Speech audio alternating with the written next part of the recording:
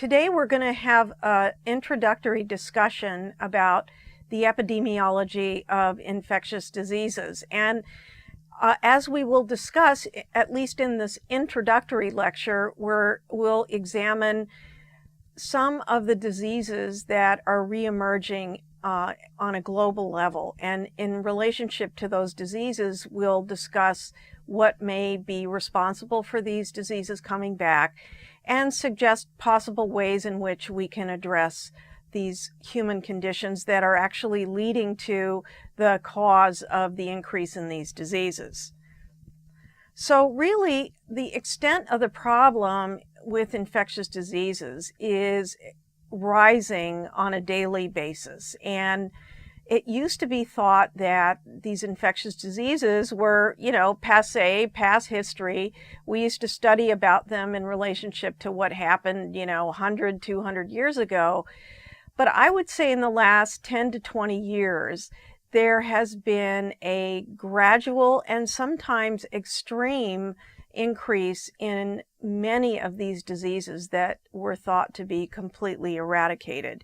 So the WHO recently reported that 26% of deaths worldwide are responsible for or arose from infectious diseases. Now, again, these are reported deaths and reported diseases. So it could be, for instance, that the death rate is much higher, which I figure probably is the case.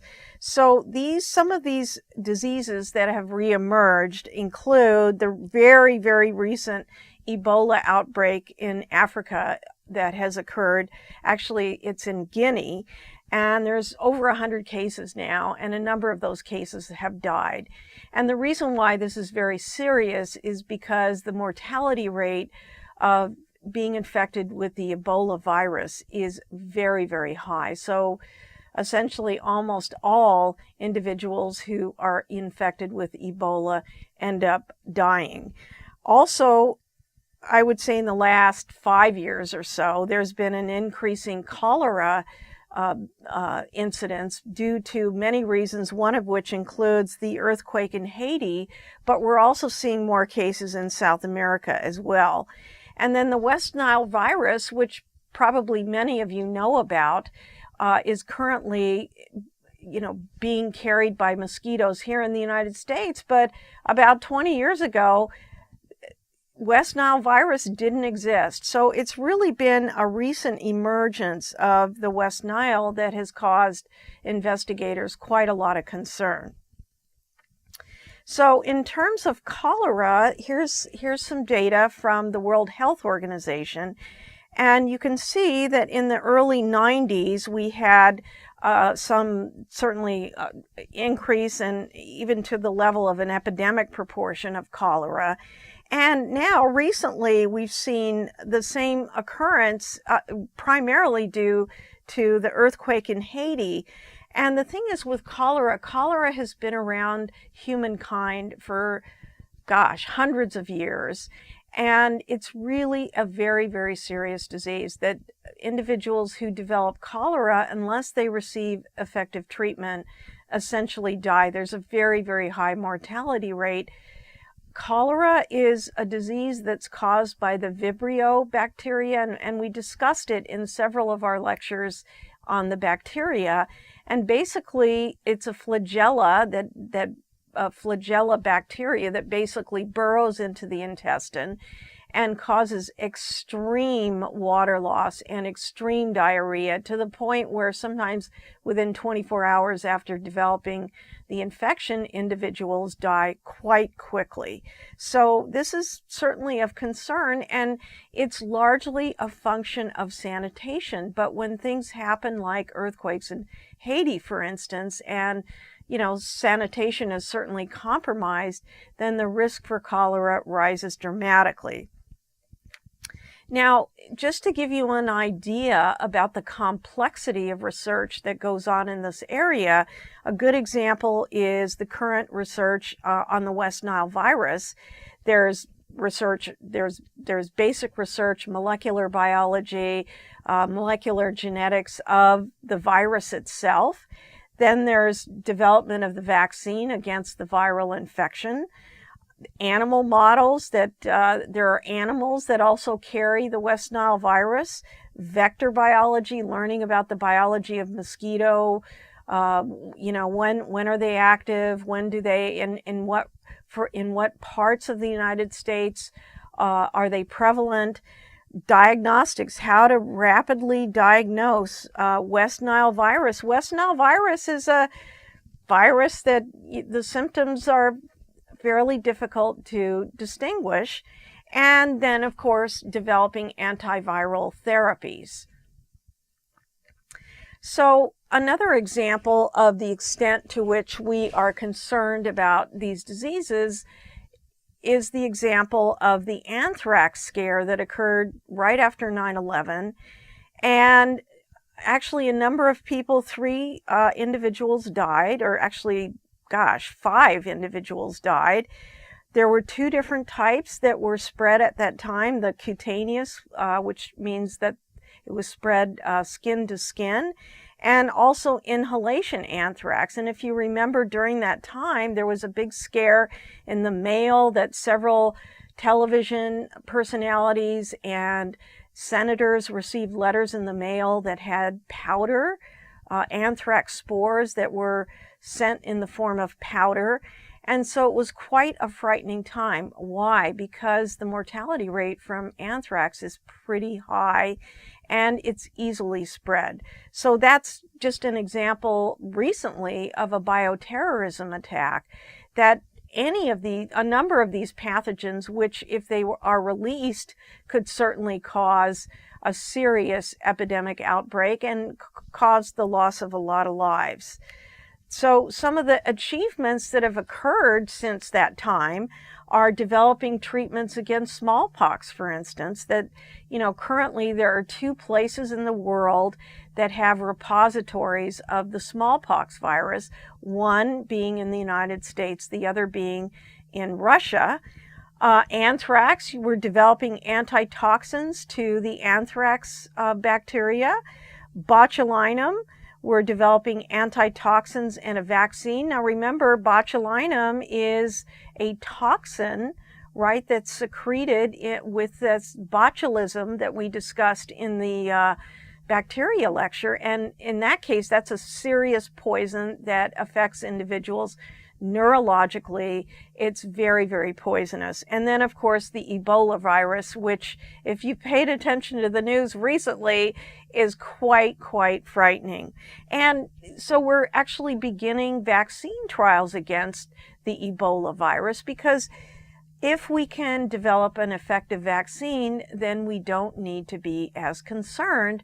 But again, currently, there are individuals in the United States who don't believe in vaccinating their children against measles, and we're starting to see an emergence of measles again. And again, they occur among the individuals who are not vaccinated, and so they put the entire population at risk when they choose to not vaccinate their children. So that's just a little sidelight, by the way. So really, the discipline of epidemiology, which is what we're going to discuss in the next few lectures, is the discipline in which all of these diseases are evaluated in terms of studying the vector, studying the pathogen, studying the animal host. And when it's mentioned that they're being studied very thoroughly. So the biology means the molecular biology, the genetics, the lifestyle, the ecology of both the vector and the human host and it's important to understand how those organisms coexist. So if, for instance, you want to eradicate the disease, well, gosh, if you can figure out how and where and when the vector and the animal host interact, for instance, that might be a way certainly to address that. So also the patterns of disease transmission. So which individuals are susceptible, when during the year does transmission occur, because the West Nile virus, for instance, only is transmitted during certain times of the year. Identification of susceptible individuals. Are there individuals in the population, for instance, that are more likely to become infected. So a lot of times you'll see patterns of infectious disease which occurs among the very young and the very old. And the reason for that is because in the case of the very young, they still have an immature immune system. And in the case of the elderly, they have immune systems that decline with age. So also a very important part of epidemiology is to determine disease causation. So for instance, one way or one rule of thumb about disease causation in relationship to infectious diseases is to actually look at, for instance, the human behaviors that actually lead or increase the risk of being infected. So we will discuss that in our subsequent human host and disease lecture. So also epidemiology is the field of choice in relationship to development of vaccines, because first of all, we have to figure out the biology of the organism. Then we have to figure out how the organism interacts with the immune system. Then we need to find the proper, consistent antigen from the pathogen that we can develop a vaccine against. And then we need to actually test the vaccine in a human population. I mean, we can test it certainly in animals, but eventually we do need to do vaccine trials in human individuals. And for instance, with Ebola, boy, you better have a really good, effective vaccine because of the lethality of the virus. So then, in terms of development and evaluation, we also need to develop treatments for the disease. So you could see in the earlier slide when we were discussing Ebola and botulinum and anthrax, one of the keys to those diseases is also developing effective treatments. So if we can find good, effective antitoxins, for instance, that's certainly a strategy in relationship to control of disease. So our first example for the introductory lecture is the question, what are some of the reasons for reemergence of diseases that were once eradicated? Now that is an absolutely essential question that most likely you will either address or have to answer yourself. So number one reason, why are we seeing these diseases emerge? And I would say one of the biggest reasons is the ease to which individuals can travel. That now, and actually that's how the AIDS virus came out of Africa.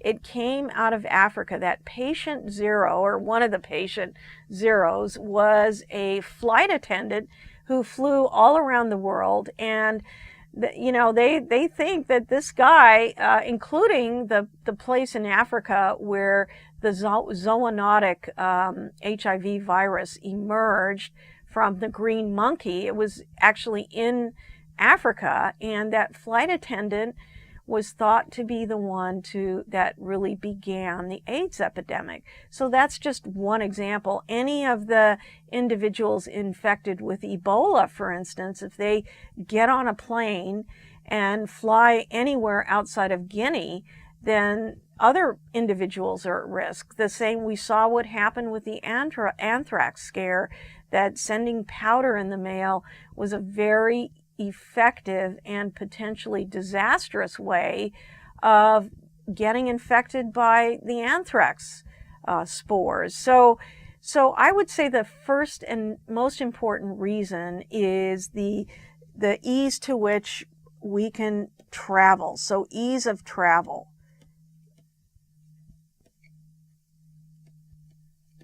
Another important reason are the recombinant strains of bacteria that we're seeing. And we're going to have a discussion about foodborne outbreaks, for instance, largely, and those can arise too just by a recombined strain of bacteria. So recombinant bacteria in particular. And guess what the third reason is? Antibiotic resistance.